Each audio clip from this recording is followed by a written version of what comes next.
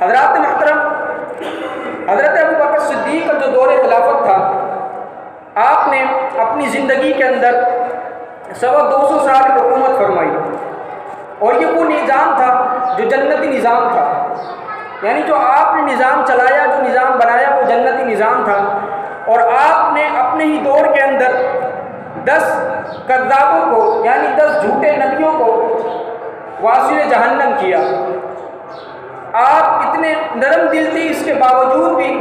آپ نے اپنے دور کے اندر 10 جھوٹے نبیوں کو واصل جہنم کیا، اور تلوار اٹھا کر یہ بتا دیا کہ اگر پہرہ مصطفیٰ صلی اللہ تعالی علیہ وسلم کوئی دینا چاہتا ہے تو اسے ہاتھ میں تلوار اٹھانا پڑے گی، کیونکہ سیدنا صدیق اکبر کا عمل یہ بتاتا ہے اگر کوئی شخص یہ کہے کہ حضور کے بعد نبی آ جائے گا تو اس کے لیے پھر تلوار فیصلہ کرے گی، کیونکہ حضور